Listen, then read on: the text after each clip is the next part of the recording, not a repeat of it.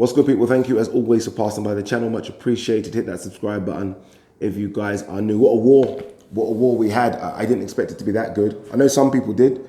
Congratulations to them. Some people expected it to be that good. I didn't.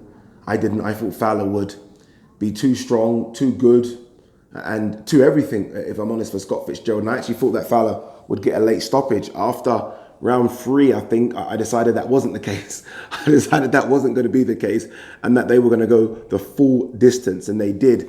As for the scorecards, I know a lot of people were unhappy with the scorecards. A lot of people maybe thought that Fitzgerald won it by 2 or 3. I did, if I'm honest with you. But in the end, and I think I tweeted this, as long as the right man gets the decision, I don't really care.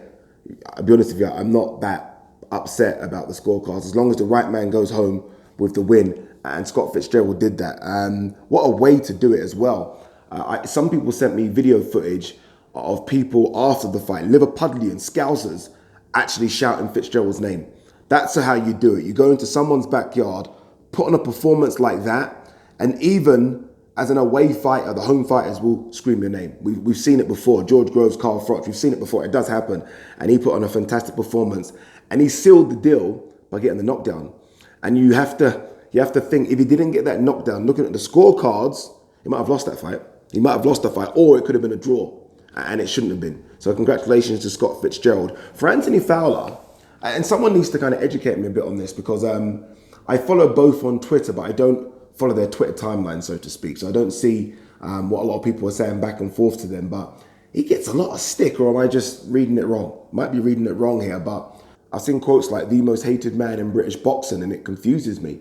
I do think that he hypes himself up. I do think he talks a lot of shit. I do think he talks a good game, but these are things you're supposed to do. If he didn't do all these things before this fight against Scott Fitzgerald, we wouldn't be interested in the fight. I mean, we'd be interested in the fact that it's 2 good prospects, but we wouldn't be as invested as we were. So, I mean, I don't necessarily mind these things. And when 2 good prospects are putting it on the line against each other, someone's O is going to go. I mean, Fowler was an overwhelming favourite, but Scott Fitzgerald isn't no bum.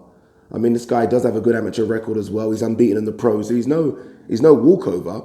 So I'm not too upset with a fighter that hypes themselves up and then loses when he fights someone that is kind of equal billing, if that makes any sense. I know that, again, Fowler was more favourite than Fitzgerald, but it's not as though Fowler was fighting a guy that had, I don't know, 4 or 5 losses. He was fighting an unbeaten fighter. So I think we need to chill out a bit on this anti-Fowler campaign, and it does seem like there's an anti-Fowler campaign, and give more of that credit to Scott Fitzgerald, right? So all the anti-Fowler tweets, if we could just tweet pro-Scott Fitzgerald things, I think it makes a bit more sense. As for the fight itself, I actually had Fowler, I think going into round 5, I think I had Fowler 3-1 up. And I thought he was boxing to a game plan. I thought he was looking the boss of the 2. I thought he was almost controlling the distance, taking the center of the ring. But from round 5, 6 onwards, I don't know if it's because he thought he was going to blast Fitzgerald out there, but the gas tank started to empty and Fitzgerald's movement started to cause him problems, like big problems. And Fowler just looked, as I said Fowler did look in the preview, Fowler just looked a bit stiff. He looked stiff. It looked like he was running out of ideas. And I think that, I don't know, I think he thought he was going to outman Fitzgerald. And when Fitzgerald started to boss him and bully him a bit, he just looked confused. He actually looked a bit confused. And he did have that success, what was it, round 9, but then he just blew the gas tank. He blew the gas tank completely, and then that knockdown kind of sealed the deal. So again, big credit to Fitzgerald, who I think looked good. I did say on Twitter a couple of days before this that they need to put some promotion behind Fitzgerald. I mean, you can see Eddie Hearn ringside pissed that Fowler lost, pissed. This hasn't been a great few months when you think of some of the prospects that Eddie Hearn would have kind of pinpointed for 2019, 2020 that have gone on to lose. You think of Ritson, Ted Cheeseman, and now Fowler. Those would have been 3 of his big prospects, trust me. Big ticket sellers, all that stuff. So he didn't look happy, but I think they need to kind of put that marketing machine behind Fitzgerald. I think Fitzgerald's a character. He can clearly box. He's tough. I don't know what next. Maybe there'll be the Ted Cheeseman fight. Maybe a rematch. A rematch would be good. Fowler will come again. I think Dave Coldwell's a good enough trainer to realise where they need to improve in Fowler. They need a lot of work on him, but he will come again. I mean, he lives the game. There is a good boxer in there.